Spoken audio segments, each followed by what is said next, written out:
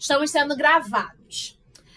Nosso assunto dessa semana é promoção de saúde e prevenção de doenças.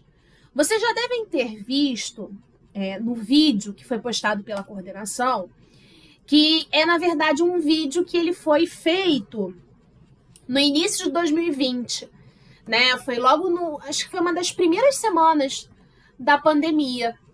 E aí é até de certa forma um registro histórico, né, de como a pandemia começou no país, né? Na época, se eu não me engano, nós estávamos... foi no início de abril que o vídeo foi gravado, nós estávamos em 40 mortos, né? Esse número hoje, pouco mais de um ano depois, já ultrapassa os 500 mil, né? Então, é uma coisa que chama muito a nossa atenção. E nós vamos conversar justamente sobre essas questões relacionadas a conceitos em saúde e também sobre doenças. Então, eu quero chamar a atenção de vocês sobre esses assuntos e sobre como as mudanças climáticas elas vão interferir nesse contexto, né? Como as mudanças climáticas elas vão potencializar essas doenças que a gente está vendo. Então, a primeira eu vou trabalhar com vocês, né? Eu vou trabalhar com vocês como eu trabalhei na última live. Nós vamos fazer a partir de exercícios, tá? Então, eu trago para vocês. Não tá saindo nada. Vocês não estão vendo, não? Não, a senhora tinha ficado muda. A gente tá vendo, mas a gente não tava ouvindo. Tá.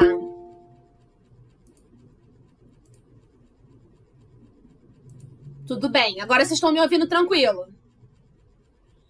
Sim. Ah, beleza. Então, vamos embora.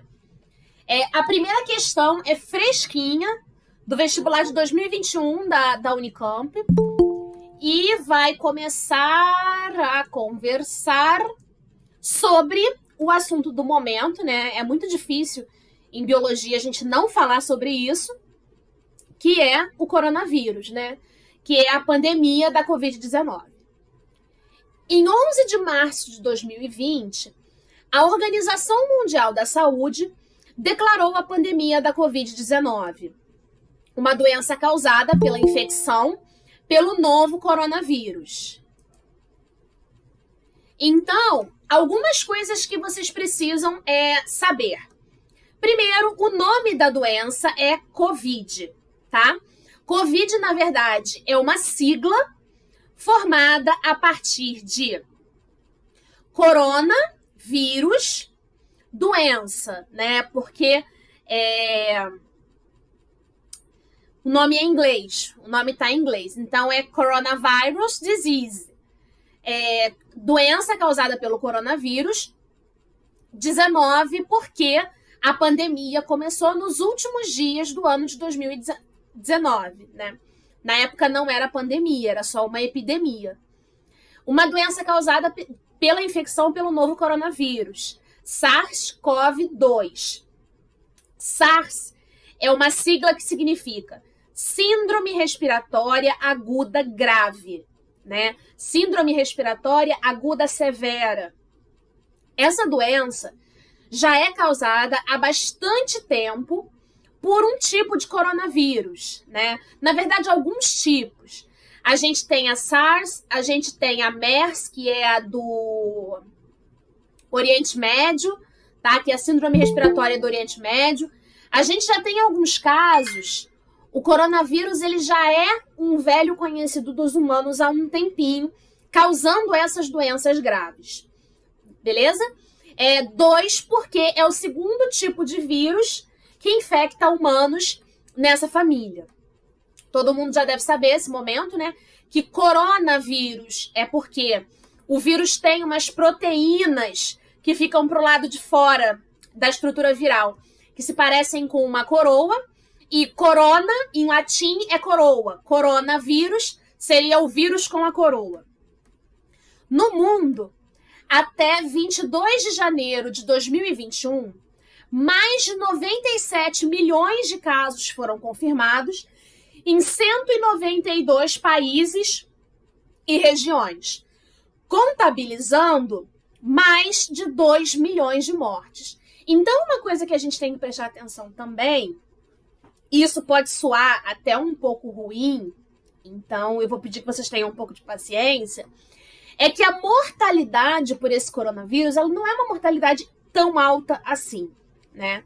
Você vê, 2 milhões para 97 milhões, isso dá aí por volta um pouco mais de 2% de mortalidade. Isso não é considerado uma mortalidade alta. Só que, quando a gente conversa sobre coronavírus, a gente vai ter que trazer um novo conceito, que eu já vou falar sobre ele.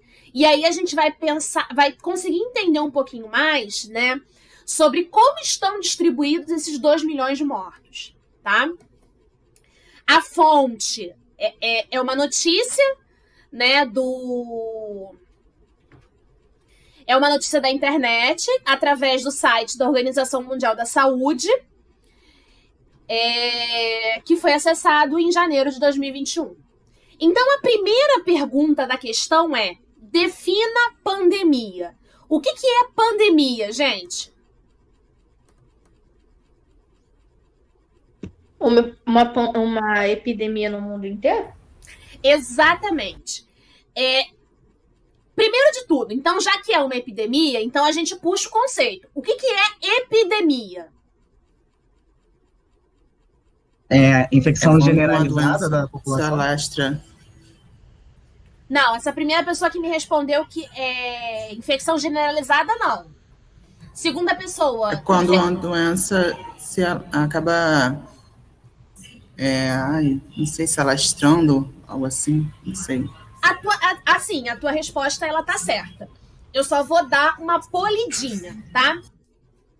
Uma epidemia é quando eu tenho um aumento de casos súbitos em um lugar que eu não consigo definir geograficamente falando. Eu não consigo isolar em uma epidemia quais são os lugares que estão sendo afetados. Normalmente emergem casos em várias áreas diferentes. Mas quando a gente fala de uma epidemia, normalmente ela fica restrita, pode ser a um estado, pode ser a um país, ou até mesmo atingindo países vizinhos. Quando a gente fala de pandemia, a gente está falando de uma doença, né? E aí essa doença ela pode ser nova ou não, que ela ultrapassa os limites territoriais de vários países em um continente e até mesmo extravasando as divisas, né, os limites dos continentes. Então, quando a gente começa a observar casos de uma doença que aparecem em diversos continentes do mundo, muito provavelmente, estamos falando de uma pandemia, tá? Então, pandemia é uma doença que se alastra pelo mundo inteiro.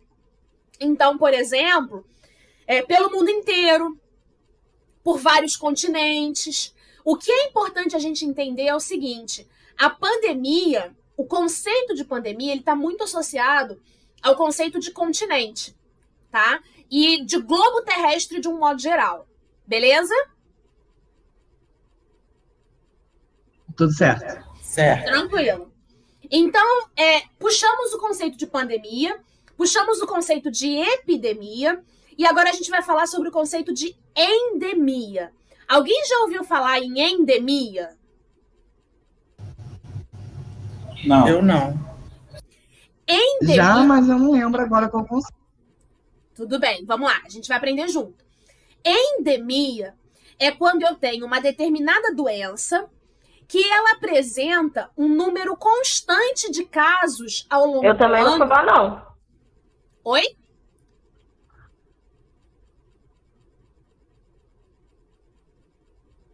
Acho que tem alguém com atraso. Endemia é quando eu tenho é uma doença que ela apresenta um número constante de casos ao longo dos anos. Então, um bom exemplo de endemia que a gente pode falar aqui no Rio de Janeiro é a dengue. A dengue, ela está sempre presente no nosso estado. Ela tem momentos, né, em que os números são maiores. E quando que os números de dengue são maiores, gente? Geralmente na época quente do ano. Mais pro Tem muita final umidade. do verão. Isso, mais pro final, início do ano, durante o nosso verão, tá? Os casos aumentam, durante o inverno eles tendem a diminuir e ficam fazendo esse desenho, essa subida e descida, né? Só que os casos de dengue, eles têm um número que são mais ou menos esperados. Quando o número de casos ele acontece dentro daquele esperado, pelo observado na série histórica, a gente diz que isso é uma endemia, ok? Ok. Agora uma pergunta, uma endemia pode virar uma epidemia? Acho que sim. Sim. Eu diria que sim, porque se ele ultrapassar os casos esperados, se torna uma... Desculpa, me deu no branco aqui. Uma epidemia. Perfeita a sua resposta. Quando a gente tem um aumento súbito no número de casos e esse número ultrapassa o que é esperado para aquele momento, aí sim a gente tem uma epidemia de uma doença que é endêmica, ok? Ok. Beleza. E surto? Vocês já devem ter ouvido falar. Surto de cólera, surto de ebola. O que é um surto? Uma doença erradicada que volta do nada? Quando os números aumentam da doença? Eu diria que o surto é quando ele não é esperado. Mas a epidemia também, ela não é muito esperada, não. Ninguém esperava que esse coronavírus fosse fazer uma epidemia e muito menos uma pandemia. Eu vou definir acho que é melhor. mesmo só quando... No caso da endemia, você já espera que tenha uma certa quantidade de números. Sim. Aí, para mim, o surto seria quando você não espera esses números e não espera números, né? Você não tem uma endemia e acaba acontecendo uma quantidade praticamente endêmica do nada. Não sei se eu consegui explicar. Eu acho que é mais quando os números aumentam de uma hora para outra, como já foi falado, acho que alguém falou isso. Acho que é mais isso, quando os números aumentam de uma forma muito absurda. Eu acho que é quando acontece de explodir uma doença qualquer num determinado local. Perfeito. Quem foi que falou isso agora por último? Davi, perfeito. O conceito de surto, ele está atrelado muito fortemente a um local. Então, eu tenho um aumento no número de casos, mas esse número de casos, ele é restrito a um determinado local. Esse local pode ser uma escola, pode ser um hospital, pode ser um bairro, pode ser uma região metropolitana, tá?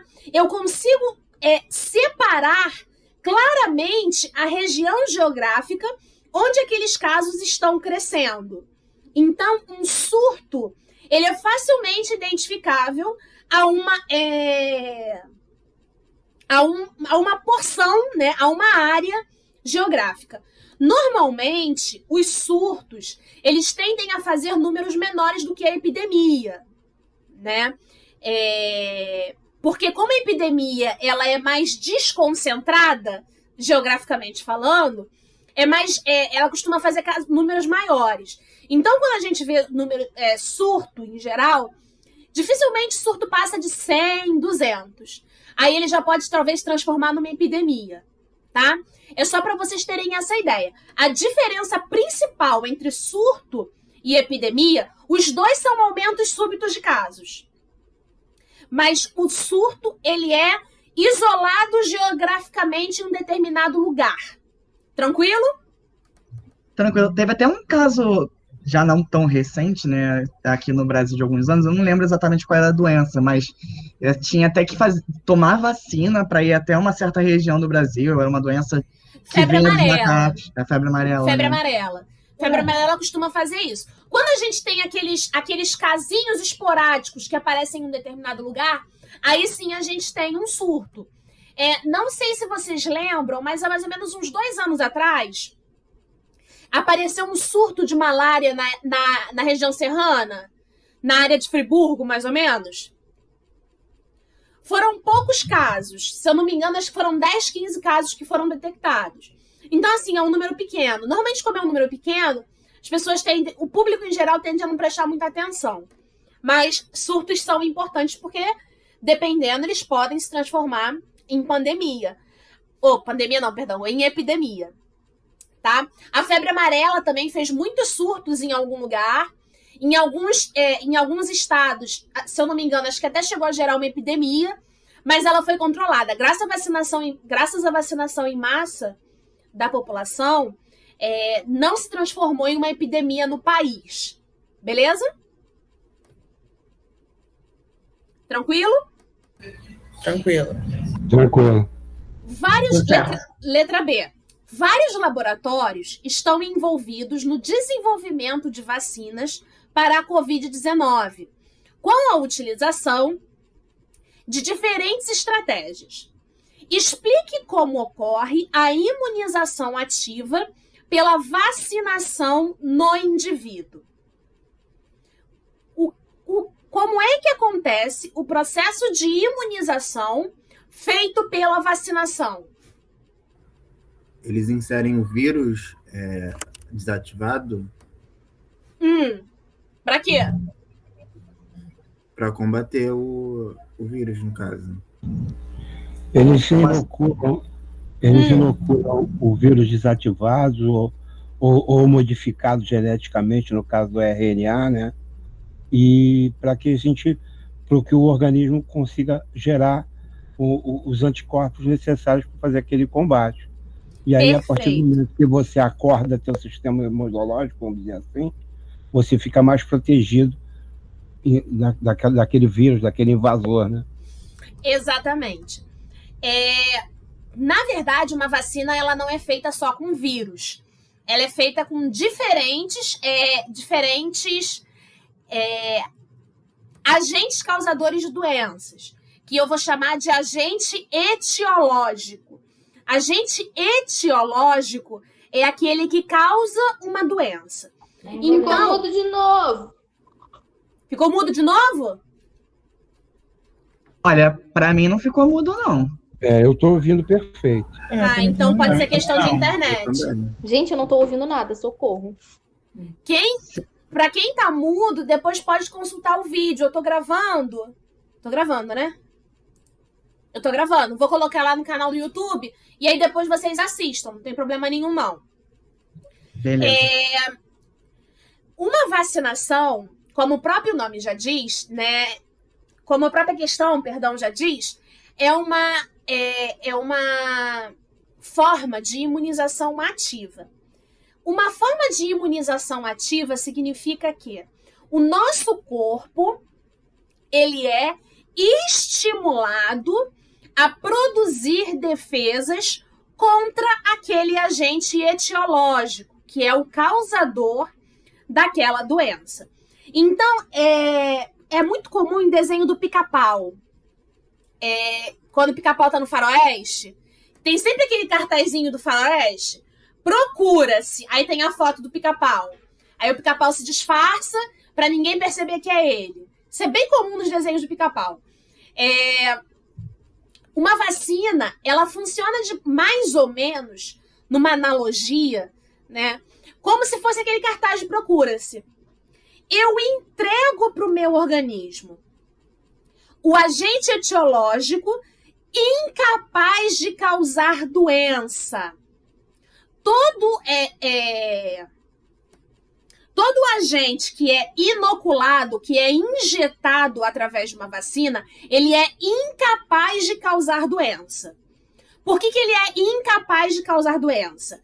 Porque ele pode estar inativado ou morto, porque ele está enfraquecido ou atenuado, ou porque só estamos usando partes dele, ou então porque a gente está usando o material genético dele apenas, tá? Aqui a gente tem alguns tipos disso.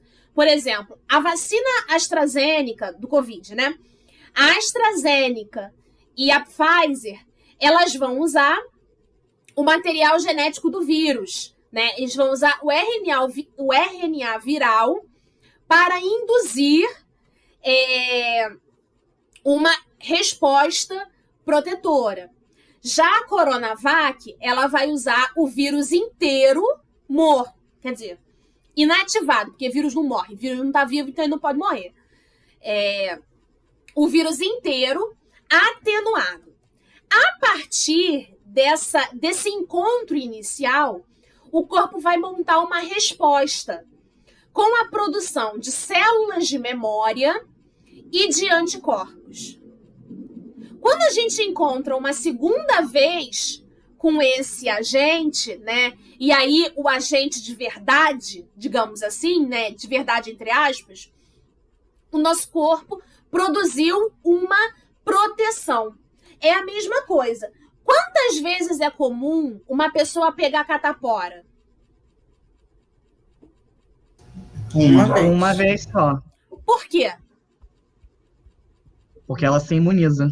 Exatamente. Ao ter a catapora, né, a pessoa desenvolve uma resposta imunológica composta por células de memória e anticorpos que vai perdurar por um longo tempo.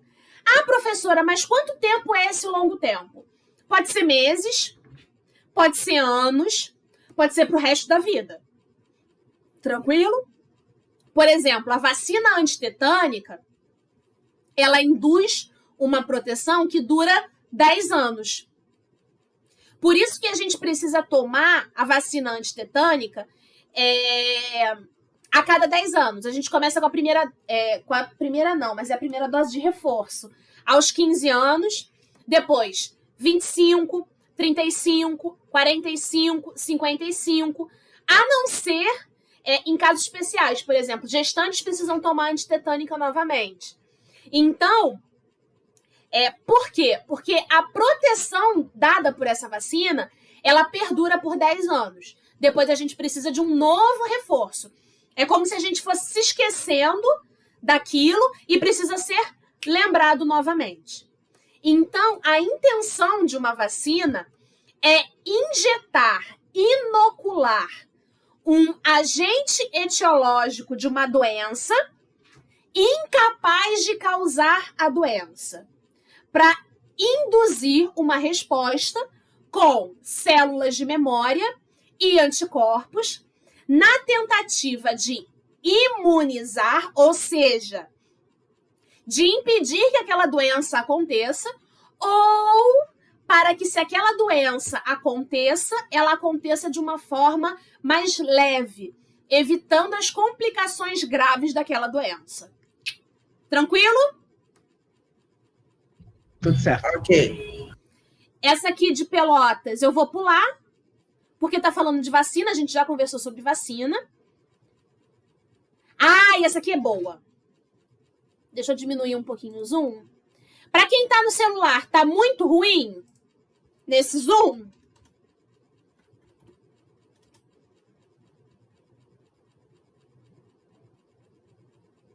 Tem ninguém no celular, não? Tudo bem. Número 3. Na figura, os círculos representam medidas profiláticas contra doenças humanas parasitárias. As áreas numeradas correspondem a doenças que podem ser adquiridas. Então, olha só, olha esse gráfico aqui. Cada um desses espaços, cada um dessas áreas que está marcado por um número, tá? Significa uma doença. Então, 1 é uma doença, 2 é uma doença, 3 é uma doença, 4 é uma doença e 5 é uma doença, tá? No caso de 2 e 4, eles apresentam duas formas diferentes de profilaxia, ou então de prevenção, tá? Então, vamos lá ver o que ele quer. Assim, as ações são telar portas e janelas, ou seja, colocar tela, consumir alimentos pasteurizados. Pasteurização é uma técnica de esterilização de alimentos, que ela é composta por... que ela é feita, né, da seguinte forma. Eu aqueço esse alimento, normalmente por 60 a 80 graus, por um determinado número de minutos, e de repente eu resfrio ele bem rápido, tá? Isso acontece com o leite. Se vocês olharem lá na embalagem do leite, vai estar escrito que o leite é pasteurizado. Ele recebe esse nome porque quem desenvolveu essa técnica foi o francês Louis Pasteur. E a terceira técnica é garantir o saneamento básico. As áreas das figuras que correspondem a todas as medidas profiláticas, ou seja, de prevenção contra os protozoários, entameba histolítica. Alguém sabe o que é entameba histolítica? Não. Entameba histolítica é a famosa ameba, que causa a amebíase. Plasmodium falciparum. Alguém conhece? Não. Plasmódios são os agentes que causam a malária. Então, vocês podem encontrar Plasmodium falciparum, vocês podem encontrar Plasmodium malariae, Plasmodium vivax e Plasmodium ovale. Esses 4 são protozoários que causam a malária, que causam diferentes formas da malária. E por último, mas não menos importante, o Trypanosoma cruzi. Quem conhece o Trypanosoma cruzi? É uma verminose, né? Todo mundo conhece o Trypanosoma cruzi. É uma Qual é a verminose, doença? né?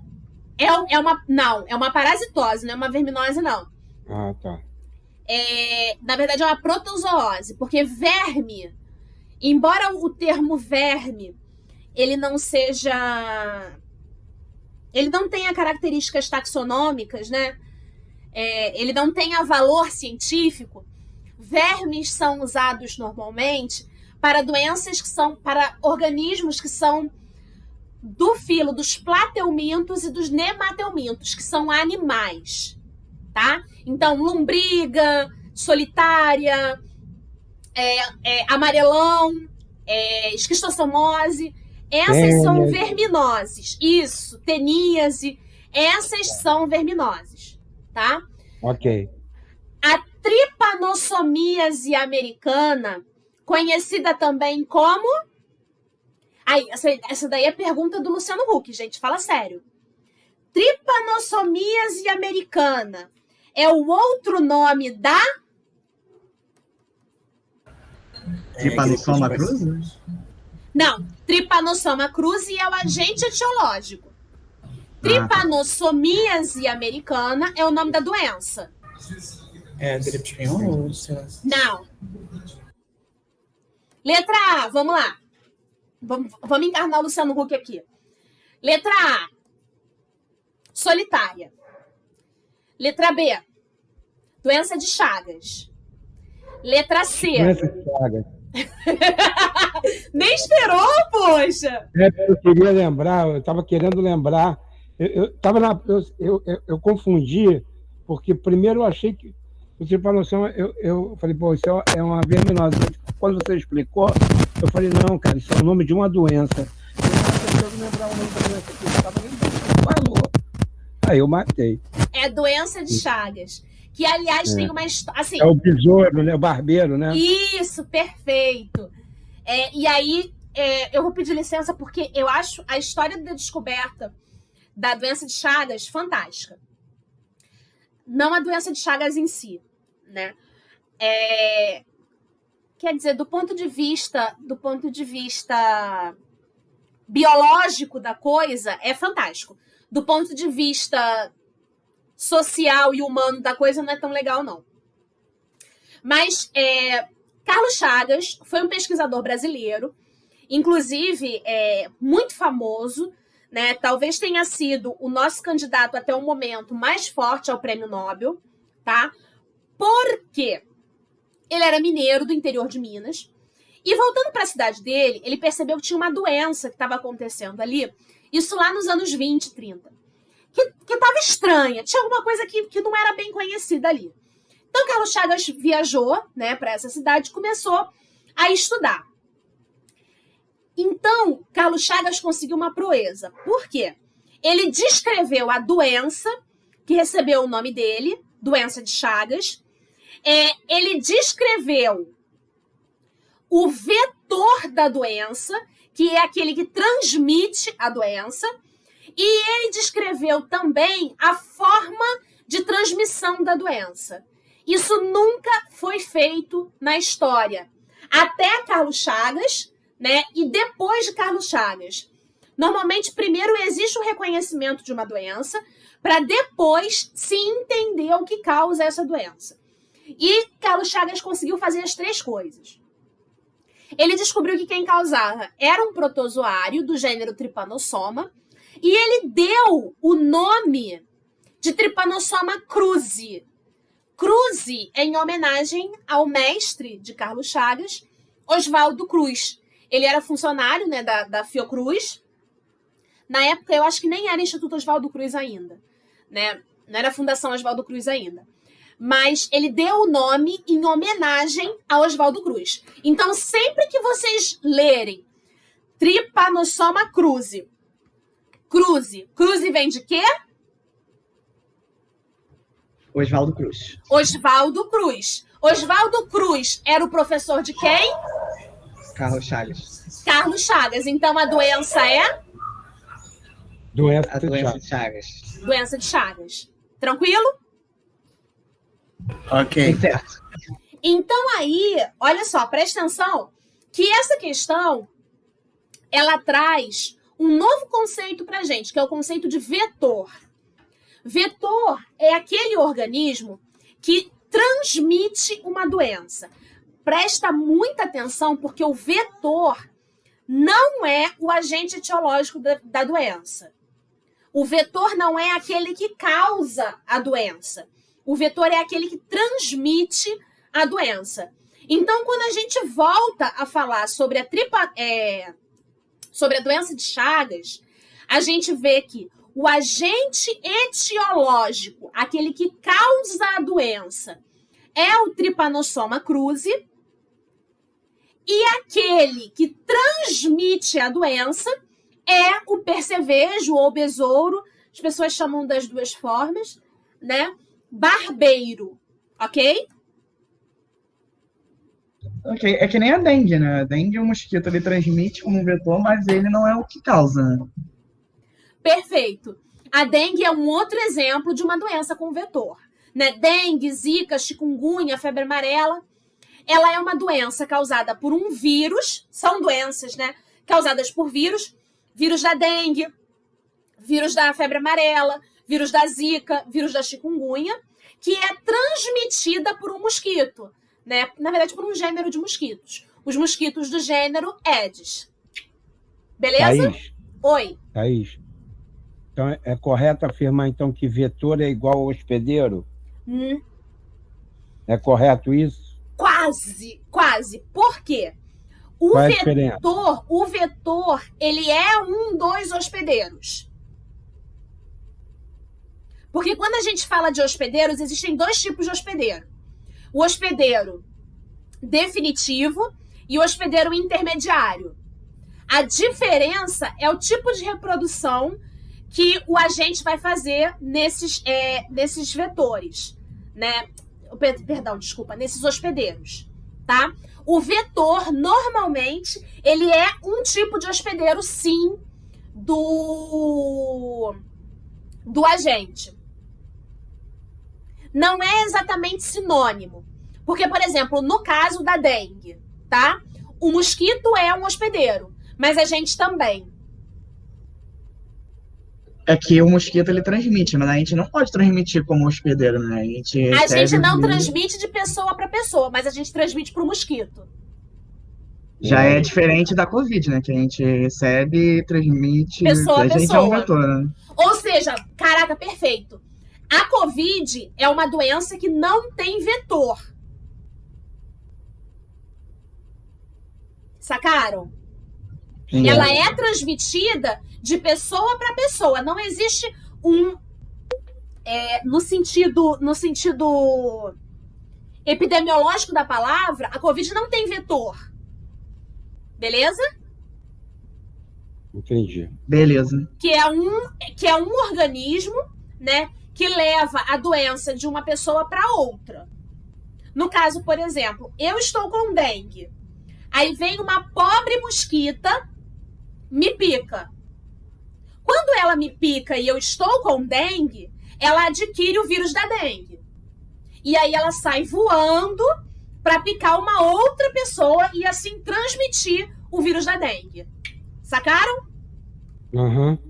Beleza. Entendo nesse caso da dengue, porque o vírus ele fica circulando no sangue, aí o mosquito ele tem contato com o sangue contaminado, infectado, e ele transmite para outra pessoa, né? Vai de um organismo do sangue para outro organismo do sangue.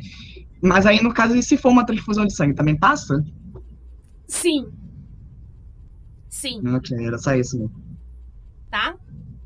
Normalmente essas doenças que são transmissíveis por sangue, né? Assim, também aí doença de Chagas, entre outras, elas são transmissíveis. Desculpa.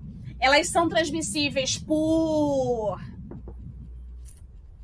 transfusão de sangue, né? E por transfusão de tecidos também. Mas é óbvio que uma pessoa que está doente, ela não pode doar sangue. Uma pessoa que está doente, ela não pode fazer transplante de tecidos. Sacaram? Tudo certo. Por isso que e aí, desculpa, gente. Mas por exemplo, uma pessoa que morre por conta de dengue, né? Aqueles órgãos não estão disponíveis para transfusão. Transfusão não, transplante. Não tem como transplantar. Beleza? Ok. Então vamos lá. As áreas da figura que correspondem a todas as medidas profiláticas contra os 3 protozoários... Professora, desculpa te interromper, mas é porque eu acho que você não vai ver. Mandaram uma pergunta aqui, da Gabriela Patrícia. Ela perguntou. Porque no caso do Covid, essa transmissão não acontece. No caso de um mosquito picar alguém infectado com Covid e propagar a doença. Então, isso tem a ver com a própria biologia da doença. Tá? Algumas doenças têm esse tipo de biologia e outras não. O coronavírus... Gente, tem alguém com o microfone ligado? Ou sou eu? Não, é outra pessoa. Agora acho que foi. Foi, obrigada. Isso é uma excelente pergunta, Gabriela. Isso tem a ver com a biologia da própria doença, tá? Vou trazer um exemplo aqui, que é o exemplo do HIV.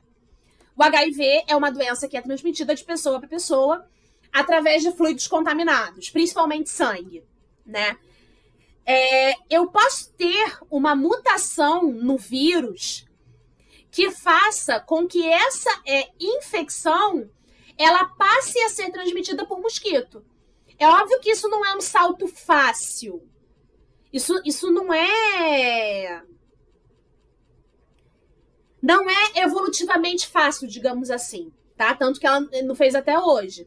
Mas é possível que isso aconteça.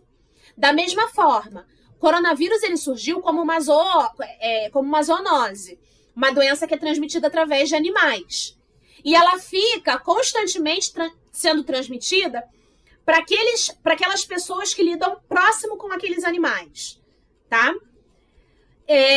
Por enquanto, ela é uma zoonose. Ela é uma doença que é transmitida, né, através do contato com animais. Quando ela passa a estabelecer transmissão de pessoa para pessoa, aí é que a porca torce o rabo. Vocês já ouviram falar em gripe aviária? Já. Já. Gripe aviária é um vírus da gripe, na verdade, né? Que afeta aves, principalmente aves de rebanho, né? E é uma doença com uma taxa de mortalidade altíssima, altíssima. Então, existe um risco muito grande de que essa doença estabeleça uma linha de transmissão de pessoa para pessoa. Normalmente, todos os casos de gripe aviária que a gente vê aparecerem no mundo, elas foram transmitidas dos animais para os humanos, para aqueles tratadores que estão ali próximo a esses animais. Então, por enquanto, a gripe aviária é uma zoonose. Mas ela está a um passo de ser transmitida de pessoa para pessoa. Quando ela fecha o ciclo de transmissão de pessoa para pessoa, aí é que o negócio fica desesperador. Porque a chance de fazer epidemia e aí, consequentemente, pandemia é absurda. Eu não sei, é porque hoje em dia não é tão comum a gente ouvir falar disso. Mas há uns anos atrás era muito comum. Não sei quantos mil porcos foram abatidos no Sudeste Asiático por causa de gripe suína. Não sei quantas aves foram abatidas por conta de gripe aviária. Por quê? Para evitar que esse salto evolutivo aconteça no processo de transmissão. Isso é muito comum para o vírus da gripe. O vírus da gripe faz muito isso. Então,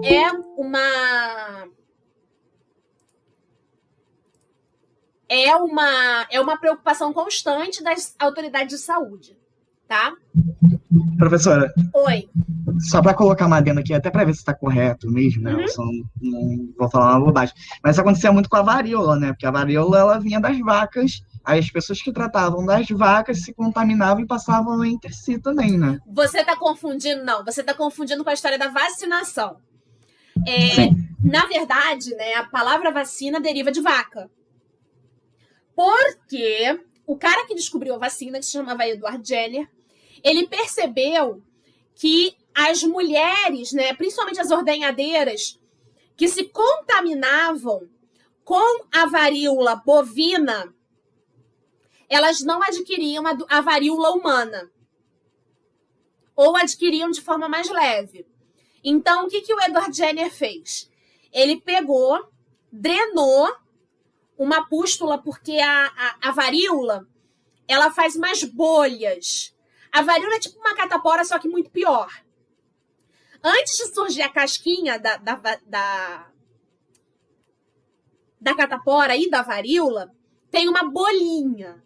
Então, o que ele fez? Ele drenou essa bolinha e injetou em um garoto. Esperou um tempo, né? E colocou o garoto em contato com a varíola humana. E o que aconteceu foi, o garoto não adoeceu. E assim foi criado, né?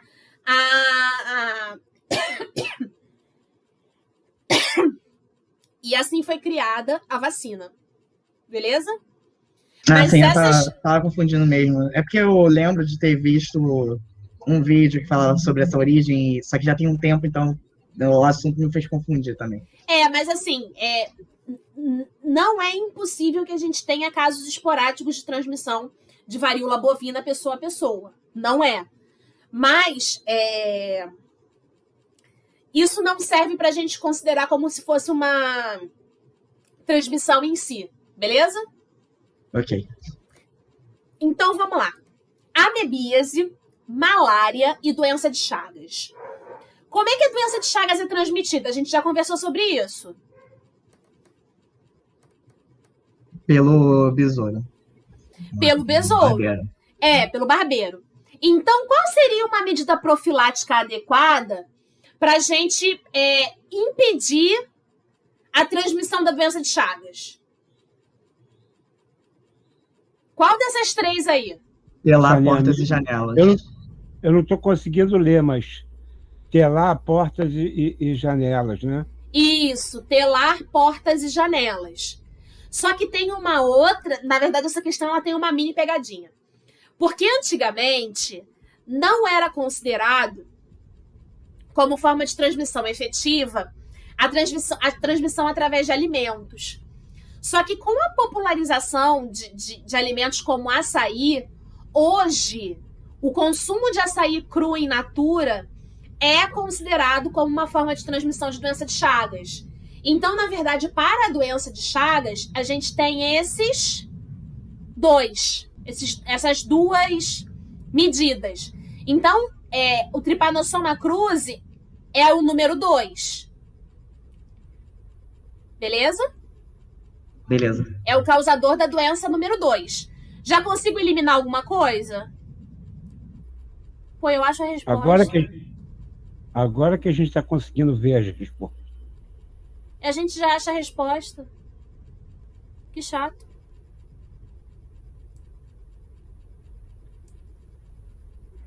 Chato pra gente que tá treinando aqui, né? Bom pra quem tá fazendo a prova. Tá? E aí a gente lembra. Como é que a malária é transmitida, gente? A malária é transmitida pelos mosquitos. Pelos mosquitos. Então, aqui a gente tem, né, Plasmodium falciparum como causador da malária. Então, é o número 1. Beleza? Sim. E o primeiro, a entamoeba histolítica, ela é transmitida através de água e alimentos contaminados. Tá? E ela é uma doença de transmissão do tipo fecal oral, ou seja, não que a gente coma o cocô dos outros, não, mas que a gente consome água ou alimentos contaminados por esgoto, tá? Então a resposta seria a número 4. 4, 1, 2. Tranquilo? Tranquilo. Sim, tranquilo. E agora eu vou usar esses minutinhos aí que faltam para a gente falar sobre a questão da importância das mudanças climáticas no contexto da transmissão dessas doenças. Principalmente de doenças que são transmitidas por vetores. Doenças como dengue, malária, doença de Chagas. Elas têm febre amarela, zika, chikungunya. Elas têm uma área de transmissão que é basicamente zonas tropicais do planeta. Por quê? Porque a temperatura ideal de vida do vetor dessas doenças é em torno de 25 a 30 graus. Com as mudanças climáticas, né, e a tendência de áreas do país, de diferentes áreas, né, no mundo se aquecerem, a chance de expansão dessas doenças é muito grande. Então, por exemplo, se a gente tinha uma doença que ela era transmitida basicamente na América Latina e no sul dos Estados Unidos, né, pode ser que essa doença invada mais acima na fronteira dos Estados Unidos, sendo transmitida a outros lugares, por conta das questões das mudanças climáticas, tá? Isso é uma consequência muito importante. Além disso, né, quando a gente fala também da questão da vida dos mosquitos, né, do ciclo de vida dos mosquitos, a intensidade dos fenômenos climáticos, como tempestades, furacões e etc., aumenta as chances de enchentes, né, de inundações, e isso aumenta também a chance de transmissão de doenças como a própria malária, a dengue, porque isso vai favorecer a reprodução do vetor. Além de doenças como leptospirose, porque quando a gente tem uma enchente, acaba que é possível que a água do esgoto contamine água limpa, né? Então a gente fala aí de leptospirose, a gente fala aí de cólera, amebíase, giardíase. Todas essas doenças podem ter, né, a sua forma de transmissão aumentada por conta dessas intensidades aumentadas de tempestades tropicais, né, de um modo geral. Então, assim, quando a gente fala na questão das mudanças climáticas, isso foi, na verdade, só uma palhinha, né? O Renato, no vídeo, ele já fala um pouco sobre isso, para vocês entenderem que na biologia, né, quando a gente fala, nada é isolado. Nada é isolado. E constantemente, o que acontece no nosso planeta vai interferir em diversas esferas diferentes. Tranquilo? Tudo certo. Então, olha só, eu já postei lá no Classroom, eu postei uma lista com esses conceitos bem bonitinho para vocês estudarem. E também, aproveitando esse rolê, eu também falei sobre taxonomia. Taxonomia biológica, que é uma coisa que a gente não vai ter tempo de falar. Então, vocês já podem estudar. E se tiverem dúvidas, pode me procurar. Tem essa lista de exercícios que eu fiz para vocês, com gabarito bonitinho. Se vocês tiverem dificuldades em relação a nome de doenças ou coisas assim, vocês podem procurar a mim, né? Ou então na internet também vocês podem encontrar isso facilmente. Qualquer dúvida, novamente, gente, estou à disposição. Quem ainda não assinou a lista de frequência, pode aproveitar esses minutinhos finais para responder, tá? E a gente se vê na semana que vem. Vou parar aqui a gravação nesse momento.